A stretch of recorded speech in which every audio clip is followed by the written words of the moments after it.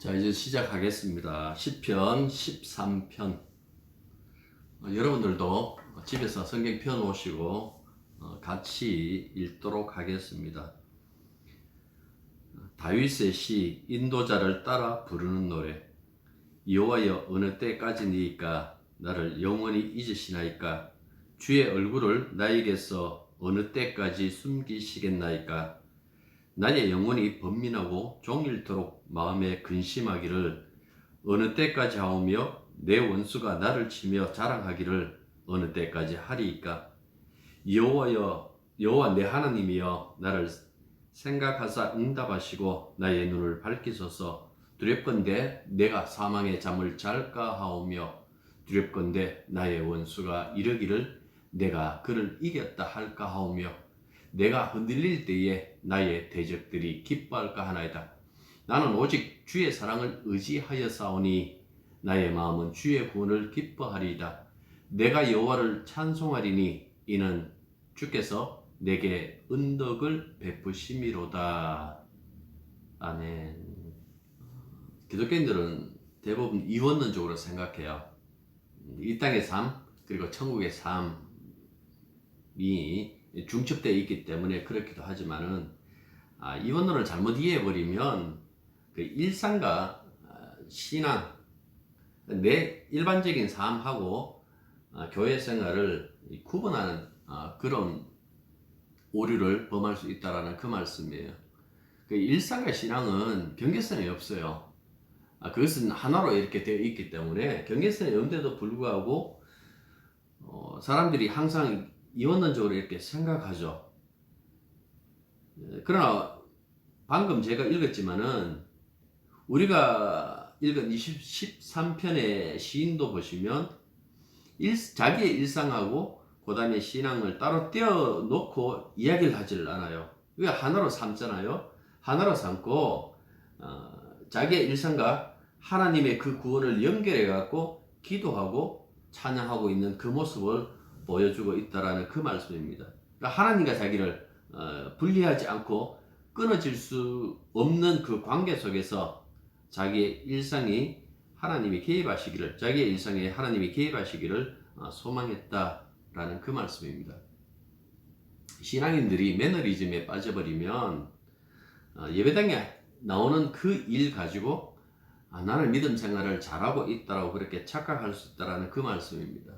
지금은 코로나 시국이라서 우리가 일주일에 주일날 이렇게 단 한 번의 그 예배로 끝납니다만은 수요 10편 강독을 하니까 이거 뭐 그 중간에 하나 끼워 넣기처럼 해갖고 여러분들에게 한 번 더 핑계거리를 만들어 주기 위해서 이 시간 우리가 성경을 보고 있는 것은 분명히 아니다라는 그 말씀입니다.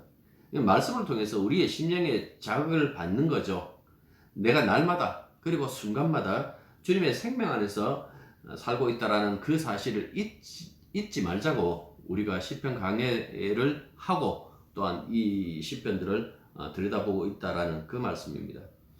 형식보다 본질이 중요하다라는 그 사실은 여러분들도 다 아십니다. 하지만 본질도 역시 형식에 담겨서 주어진다라는 것을 생각할 때에 기도하고 찬송하고 성경 묵상하고 예배하는 이 정말 오래되고 쾌쾌 묵은 이 형식이잖아요. 그런데 이 형식을 통해서 하나님의 은혜가 오시고 또한 우리가 하나님의 생명을 느낄 수 있다는 것을 잊지 마시라라는 그 말씀입니다. 서로 대하지 않으면 그 사람의 마음을 알 수가 없어요. 가까운 만큼 말이 많은 법이잖아요. 물론 상대방의 그 말은 듣지 않고 일방적으로 내 말만 하고 끊어버리고 이랬으면 문제가 되겠지만 그렇지 않고 진짜 가깝다라면 서로 대화하고 서로의 생각을 헤아리는 것이 옳다라는 그 말씀입니다. 우리가 본문을 삼은 23번은 본래 이 순수한 개인, 물론 그리스도 예수 안에서 개인이라는 것은 없습니다. 다윗의 시 이렇게 되어 있습니다. 다윗의 시라고 이렇게 되어 있는데 그 다음에 보시면 인도자의 지시에 따라서 부르는 찬양 이렇게 되어 있잖아요. 인도자를 따라서 부르는 노래라고 이렇게 되어 있는데 이 이야기는 이미 오랜 세월 동안 이 시인의 13편의 시인이 다윗이든 아니면 다윗을 생각하면 적었던 간에 이 사람의 시가 하나의 인도자를 따라서 이 합창단이 합창하는 그런 노래로 변했다라는 것은 이게 공동체적으로 이 시가 하나의 개인의 시가 아니라 공동체적 시로 이렇게 변모했다라는 것을 볼 수가 있어요. 물론 다윗이 왕이잖아요. 다윗 언약 속에서 왕이라는 것은 개인이 아니에요. 그 왕은 개인이 아니고 그 왕 안에 이스라엘 백성, 온 백성들이 다 들어가 있다고. 그러니까 왕의 운명에 백성의 운명이 함께 담겨져 있기 때문에 왕은 개인이기도 하지만 사실은 공동체의 머리다라는 그 의미가 거기에 담겨져 있어요. 아무튼 이 굉장히 짧잖아요. 6줄 이렇게 되어 있는데 6절까지 되어 있는데 6절까지 되어 있지만은 보통 이제 탄원시라고 그래요. 탄원시라 그러는데 그 탄원시의 기본적인 어떤 그 구조 이게 뭔가 하니까 탄식, 그 다음에 기원, 그 다음에 신뢰, 찬양이 이렇게 나오는데요. 너무나 간결하고도 분명하게 그 부분을 다뤄주고 있습니다. 그래서 요 두 절씩 이렇게 1, 2절, 3, 4절, 5, 6절 이렇게 보면 되겠죠. 자, 이 내용을 보면요. 대적들이 시인을 압박하고 있음에도 불구하고 하나님께서 어떤 해결책도 제시해 주지 않으시는 그 절망적인 상황 속에서 저술된 시임을 알 수가 있는 거예요. 만약에 이 시가 다윗이 썼더라면 다윗의 생애의 그 젊은 그 부분에 보면 정말 사면초가의 위기가 참 많았잖아요. 특히 사울이 자기를 원수로 삼아가지고 한 10년을 그 뒤쫓아다니면서 다윗을 죽이려고 했더라고요. 그러니까 그 어떤 다윗이 썼더라면 그런 시기 속에서 이 시를 쓴 거죠. 사울은 나를 죽이려고 하는데 도무지 해결될 그 기미가 보이질 않아요. 한 해 지나고 두 해 지나고 세 해 지나고 세월은 계속해서 가고 있는데 여전히 자기를 압박하는 그 압박의 수위가 작아지지 않으니까 진짜 주님께서 나를 택하셨는지 주님이 나를 원하셨는지 어떤 그런 어떤 답답한 그 심정도 여기에 담겨져 있다라는 그 말씀입니다. 그래서 다윗이 썼더라면 아마 그때 썼지 않겠느냐라는 것이 학자들의 일반적인 견해입니다. 자, 1절과 2절 보십시오. 다시 볼게요. 여호와여 어느 때까지니까 나를 영원히 잊으시나이까 주의 얼굴을 나에게서 어느 때까지 숨기시겠나이까 나의 영혼이 번민하고 종일토록 마음에 근심하기를 어느 때까지 하오며 내 원수가 나를 치며 자랑하기를 어느 때까지 하리이까. 자, 어느 때까지입니까? 히브리어로 아나라고 되어 있는데 이 물음을 4번 던져요. 1절에 2번, 2절에 2번 반복해서 마치 이 두법처럼 이렇게 사용해갖고 시마디를 시작하는 시형태를 이렇게 띄고 있더라고요. 그러니까 어느 때까지 1절에 보시면 나를 잊고 계시고 어느 때까지 주의 얼굴을 나에게 숨기겠느냐라고 이렇게 얘기를 하고 있죠. 시인은 하나님의 잊으심, 하나님의 얼굴 숨기심을 어느 때까지 하렵니까? 라는 이 말로 이 신학적인 그 질문을 하고요. 그 다음에 자기 마음의 근심과 번민을 어느 때까지 그 2절에서 그 얘기를 하죠. 해야 하는지에 대한 그 말로 그 인간학적, 인간론적 그 질문을 하고요. 그리고 내 원수가 스스로 교만해져 가는 것을 어느 때까지 두고 보시렵니까? 라는 그 말로 사회학적 그 질문을 던지고 하나님 부재의 그 현실이 얼마나 신앙인들로 하여금 성도로 하여금 힘들게 살게 하는지 그 부분을 지금 항변하는 그 형식을 띄고 있다라는 그 말씀입니다. 자, 우리가 1절, 2절 보시는 것처럼 시인의 이 초미의 관심사가 이 눈썹에 불붙은 초미의 관심사가요. 하나님의 관계가 깨어져 하나님으로부터 멀어지는 것, 하나님에게 잊혀지는 거예요. 자세히 보시면 상황이 너무나 급박합니다. 너무나 힘들게 살고 있습니다. 이것 좀 바꿔주실 수 없습니까? 그 얘기하는 거 아니에요. 그것보다는 오히려 하나님과의 그 관계, 혹시 하나님과 자기 사이에 무슨 문제가 발생한 것은 아닌가, 거리감을 느끼고 있는 거예요. 하나님과의 거리감을 민감하게 느껴가지고 그 감정을 지금 하나님 앞에 탄식하면서 이 항변하는 그 형식을 띠고 있다라는 그 말씀입니다.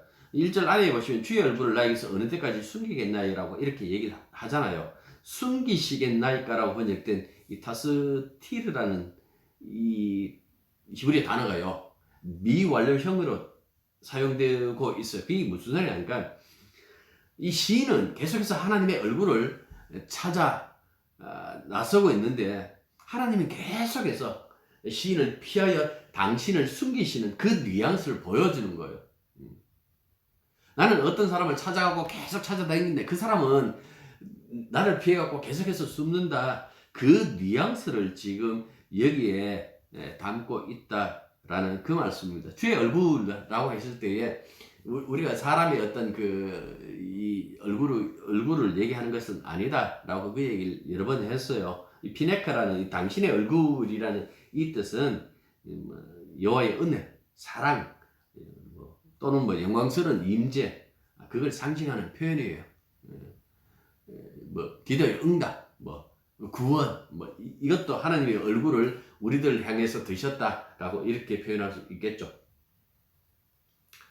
자, 이제 주님의 얼굴을 숙였다고 느낄 만큼 인내심이 이제 바닥이 드러난 거예요. 한 해, 두 해 지나가니까 이제 힘들 수밖에 없겠죠. 무엇이 그렇게 괴롭게 하는 것인지에 대해서는 구체적으로 분명히 이 13편에서는 나오질 않아요. 또 어떤 상황에 있는 것도 나오질 않아요. 근데 사실은 찾을 필요도 없긴 없어요. 왠가니까 처음에 제가 그 얘기를 했잖아요. 다윗이라는 그 왕의, 비록 공동체의 우두머리지만은 이 다윗이라는 하나의 그 이름으로 보면 그 개인이라는 하나의 그 고난과 그 순환의 그 탄식이 이제는 인도자를 따라 성가대의 노래가 되었지 않습니까? 그러니까 그 긴 세월 동안 숱한 사람들이 이 시편을 가지고 자기 이야기화하는 거죠. 자기 이야기화해갖고 내가 살아가는 그 삶의 어떤 그 고난과 고통과 그런 것들을 여기다 끼워넣고 분명히 기도했기 때문에 지금 이 시편 시인의 고난이 무엇인가라는 것을 굳이 찾을 필요가 없다라는 그 말씀입니다. 아무튼 앞서도 얘기했지만은 성도들에게 가장 큰 고통은요, 현실이 주는 어떤 그 물질적이거나 육체적인 그 고통이 아니에요. 하나님이 자기를 외면하고 계시는 것은 아닌가라는 정신적인 고통이죠.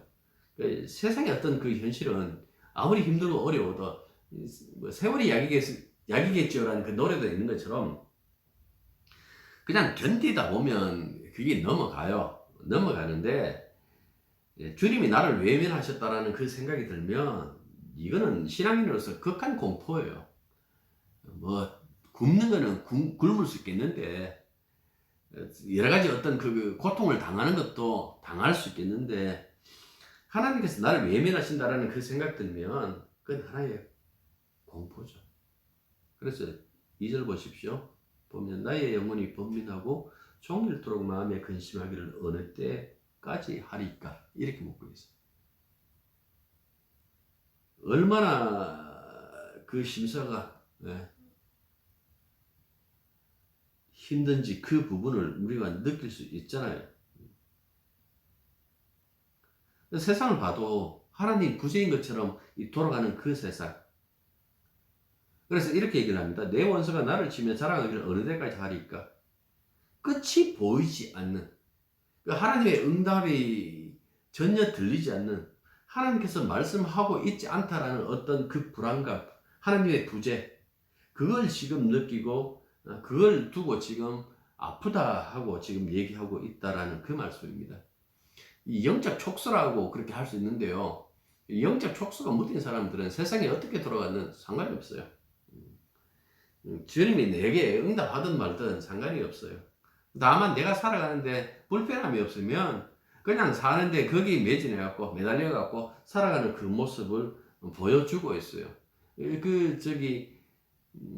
옛날에 무한도전입니까? 할 때에 이 출연진들이 얘기한 것처럼 무슨 일이 벌어지면 내한테만 벌어지지 나만 아니면 돼라는 어떤 그 얘기를 하잖아요. 나만 아니면 돼, 나만 상관없으면 돼라는 그 대사처럼 자기 삶에 주력하는 것은 신앙인으로서 할 짓이 아니다라는 그 말씀입니다.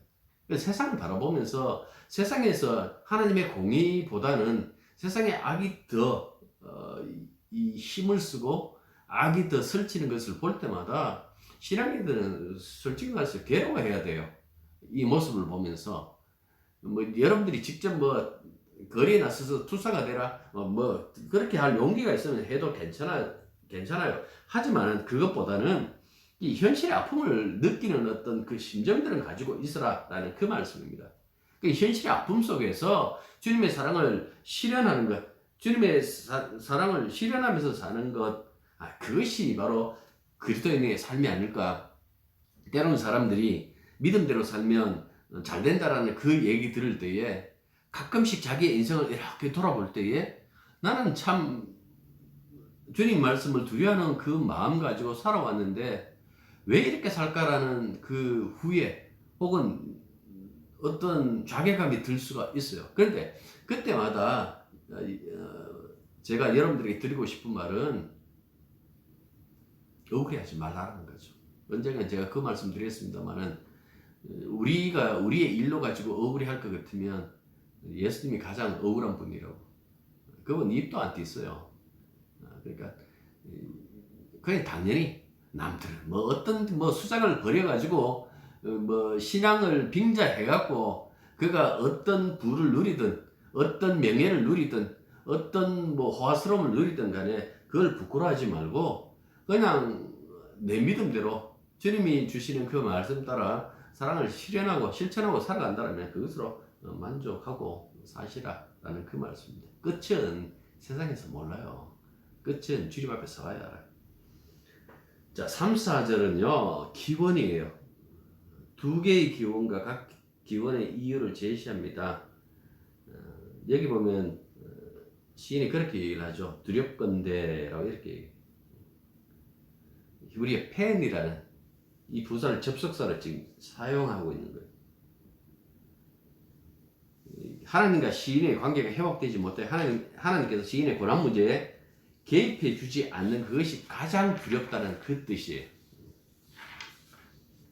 하나님으로부터 소외, 앞서서부터 계속 그 얘기를 했잖아요. 그게 가장 두렵다라고 이렇게 얘기를 했어요. 사망의 잠 그랬잖아요. 3절 이렇게 하반절 보면 사망의 잠을 잘까라고 했는데 이 사망의 잠 이게 뭔가니까 하나님으로부터 소외예요. 이거는 4절에 가시면 나의 원수라고 이렇게 나오잖아요. 이 나의 원수 이 또한 사망처럼 의인하였다. 사망을 의인하였다라고 이렇게 보는 것이 좋겠습니다. 그래서 두 가지 기운을 해요. 하나는 생각하시고 응답해 주십시오라고 이렇게 얘기를 하고 또 다른 하나는 자신의 눈을 밝혀 주십시오라고 이렇게 얘기를 했어요. 먼저 생각하시고 응답하소서라고 이렇게 얘기를 했는데 이 두 단어는 모두 강세 명령형으로 쓰였어요. 이게 무슨 소리냐니까 이 간구는 이 기도는 반드시 들어주셔야 됩니다 라는 그 갈급함을 담기 위해서 문장을 이렇게 사용했다라는 그 말씀입니다. 그리고 두 번째 나의 눈을 밝히소서라는 이 말은 나의 눈에 빛을 비춰 주십시오라는 그 뜻이에요. 과거 일제 만행이나 민주화 운동하다가 잡혀간 그 사람들이 이 고문할 때에 잠을 안 재우잖아요. 계속해서 이 조명을 서치라이트를 그 사람 눈에 비춰가지고 잠을 못 자게 하는 그 얘기를 했는데 그런 어떤 이 고문이 아니라 여기서 말하는 내 눈에 빛을 주십시오라는 비춰달라는 그 얘기는 지식, 하나님을 아는 것, 하나님을 아는 지식, 계시, 혹은 조명 이렇게 생각하면 되겠죠. 앞서서 반드시 응답해 주셔야 돼요라고 했지만은 이게 영적인 감각이 무디면 응답이 와도 몰라요. 그러니까 그 얘기를 하는 거예요. 하나님이 빛이 와야 응답이 와도 응답인 줄 안다라는 그 말씀입니다. 요한복음 9장 보면 날 때부터 소경 이야기 있잖아요. 쟤들이 누구의 죄 때문에 소경되었느냐 물었을 때 주님께서 누구의 죄도 아니고 하나님이 하시는 일을 나타내고자 하려 합니다 라고 그렇게 말씀하시고 땅에 침을 뱉어서 진흙을 이겨서 눈에 바르고 실로암 가서 눈을 씻으라 그랬어요.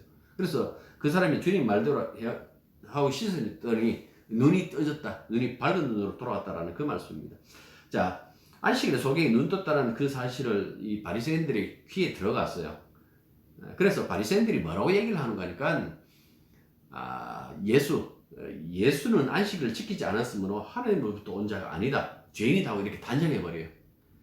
그러니까 그들이 생각하는 그 모든 것들이 안식일 날 이 죄인의 눈, 이 사람들의 그 시각에서는 날 때부터 소경이 된 것은 지 부모의 죄든지 쟤들이 물었잖아요. 아니면 자기 죄냐 이렇게 물었잖아요. 지 부모의 죄든지 지 죄든지 죄로 말미암아 이렇게 소경이 되었다라고 그렇게 생각하는 거예요. 그러니까 상선도락이라는 어떤 그 관념 속에 있는데 예수는 다르게 말씀하셨잖아요. 아니다, 하나님의 영광을 드러내기 위해서 그렇다라고 이렇게 얘기를 했어요. 그래서 눈뜬 자가 그 바리새인들한테 그런 얘기를 합니다. 나는 그 사람이 죄인지 없는지 모르겠다. 다만 나는 날 때부터 이 소경이었는데 지금은 눈 뜨고 있다라는 이 사실이다라는 그 얘기를 해요. 그래서 계속 추궁하니까 이렇게 묻습니다. 당신들도 그러면 그분의 제자가 되려고 합니까? 라고 하니까 바리새인들이 발칵 화를 내면서 그런 얘기를 하죠. 우리들은 모세를 알고 모세의 제자지만 그가 어디든지 알지 못한다라고 그렇게 얘기를 해요. 그때에 눈뜬 사람이 이런 얘기를 합니다. 그 사람이 대답하여 이르되 이상하다. 이 사람이 내 눈을 뜨게 하였을 때 당신은 그가 어디서 왔는지 알지도 못하는도다. 하나님이 죄인의 말을 듣지 아니하시고 경건하여 그의 뜻대로 행하는 자의 말을 들으실 줄은 우리가 아나이다. 이때까지 우리가 그렇게 들어왔지 않느냐. 창세 이후에 소경으로 난 자의 눈을 뜨게 하였다함을 듣지 못하였으니 이 사람이 하나님께로부터 오지 아니하였으면 아무 일도 할 수 없으리다. 그들이 대답하되 이르되 내가 온전히 죄 가운데서 나서, 그들이 하는 것은 이 바리새인들이에요. 죄 가운데 나서 우리를 가르치느냐 하고 이에 내어 쫓아 보내니라. 그 다음에 예수님이 이 사람을 만나요. 내가 그다 라고 그렇게 얘기를 하면서 이 사람이 고백하죠. 내가 믿나이다.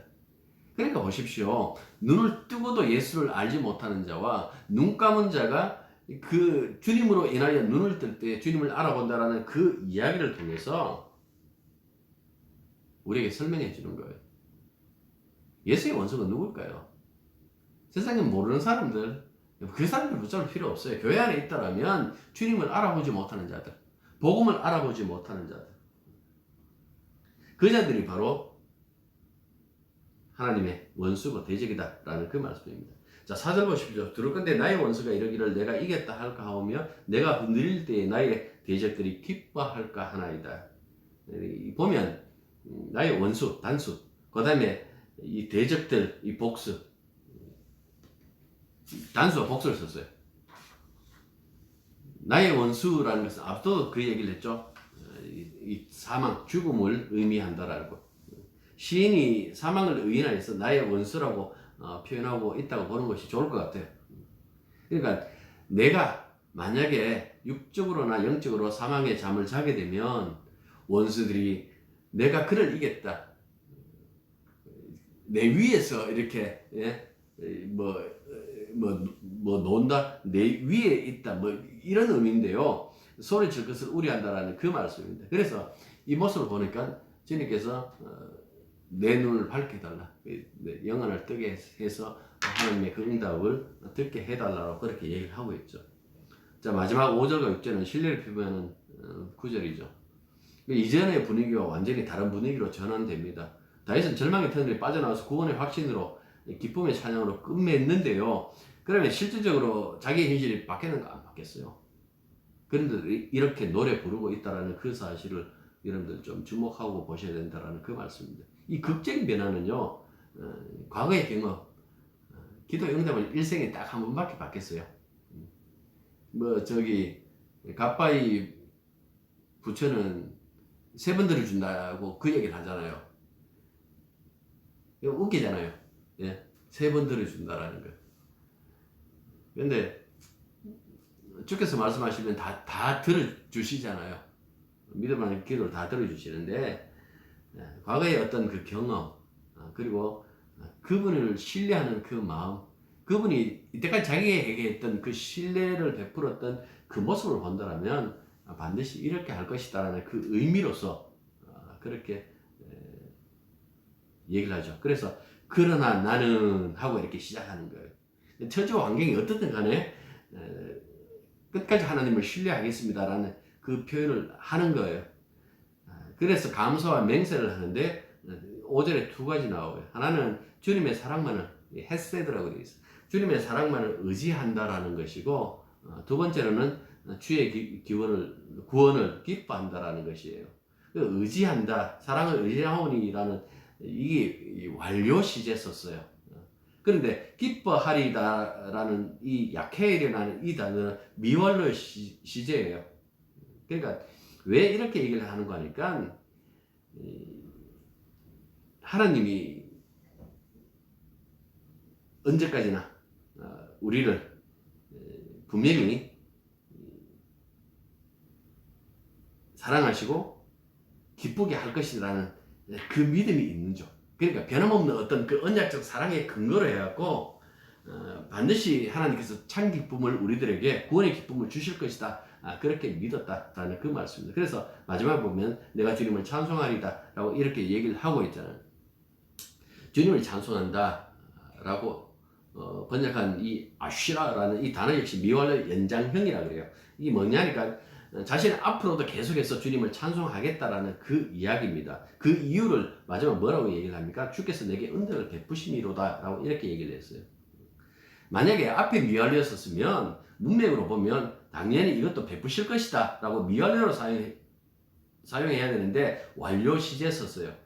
주께서 내게 은혜를 베푸심이로다 하고 완료를 써버렸다라는 그 말씀입니다. 그게 왠가니까 확실히 믿었기 때문이고 이전에도 주께서 내게 은혜 베푸셨다는 그 사실이 있기 때문에 이걸 완료를 써버리는 거예요. 그러니까 미완료가 아니고 이거는 다 완료다 라고 이렇게 쓰는 거예요. 이런 유행이 하박국 3장 17절 18절 우리가 시시임으로 부르는 것. 비록 무화과 나무가 무성하지 못하며 포도나무에 열매가 없으며 감람나무에 소출이 없으며 밭에 먹을 것이 없으며 우리의 양이 없으며 외양간에 소가 없을지라도 나는 여호와로 말미암아 즐거워하며 나의 구원의 하나님으로 말미암아 기뻐하리로다. 자, 하박국이 지금 이 이야기를 할 때예요. 처음에 1장을 보십시오. 1장을 보면 항변했어요. 세상 꼬라지 보십시오. 왜 이렇게 돌아가는데도 하나님께서는 가만히 계십니까? 라고 그렇게 얘기를 했다고요. 그러면 3장에서 이 모든 것이 바뀌었는가? 안 바뀌어요. 이들이 망한다고요. 그대로 바빌론 포로로 잡혀가는데요. 그래도 불구하고 왜 이것을 노래할까요? 이 언약에 힘을 본 거예요. 하나님께서 반드시 당신이 말씀하신 대로 이룰 것이다 라는 것을 알았기 때문에 이 하박국 선지자는 그만 본 언약만 본 거예요. 언약만 보고 이렇게 노래해버리는 거예요. 나는 구원을 기뻐한다. 내 딴 거 다 필요 없다. 하나님의 이 구원만 기뻐한다. 라는 이 이야기가 터져나왔다라는 그 말씀입니다. 내가 빛 안에 있든지 지금은 약간 어둠처럼 그렇게 느껴지든지 내가 복을 누리고 있는지 아니면 약간은 재앙을 누리고 있는지 모르겠지만 모든 것들을 주님의 섭리 안에서 이렇게 생각해 본다면 사실은 우리들의 환경은 별것 아니에요. 진짜 중요한 것은 어떤 환경 속에서도 내가 주님과의 그 관계 이것이 굉장히 중요하다라는 그 말씀입니다. 그러니까 다양한 형편이 내게 펼쳐지면 주님이 이런 형편 속에서도 내가 너 사랑하고 저런 형편 속에도 내가 너 사랑한다. 그것 교육시키려고 나로 하여금 이렇게 살게 하신다라고 그렇게 여기시면 되는 거예요. 그렇게 여기면 행복하지 않겠습니까? 그러면 이 시인처럼 곧바로 그 찬송하지 않겠습니까? 하나님 안에 나의 반석입니다. 나는 그 반석 위에서 찬송만 할 겁니다. 구원의 노래를 부를 겁니다. 그 얘기를 안 하겠어요. 13편의 시인은 제가 말씀드렸던 바로 그 모습으로 하나님을 찬양했습니다. 기도하겠습니다. 저희들이 사는 그 삶의 모양이 형편의 꼴이 다 다르지만은 그 다 다름 속에서 하나님은 여전히 성도를 사랑하시고 자녀를 사랑하시고 주의 나라로 이끄신다라는 그 사실을 우리가 깨닫게 해 주십시오. 영안이 뜨이고 영적인 어떤 촉수가 늘 민감하여서 하나님과의 관계, 하나님과의 그 교제가 우리 속에서 늘 벌어지고 있다는 그 사실을 깨달을 때에 어떤 고난과 어떤 환경 속에서도 주만 바라보고 주만 찬양할 수 있는 그런 저희들 되게 도와주시기만 간절히 바라고 원합니다. 믿음으로 사는 것, 이것이 얼마나 행복한지 주여 고난 속에서도 알아가는 그런 지혜를 저희들에게 허락하여 주옵소서. 예수님 이름으로 기도드립니다.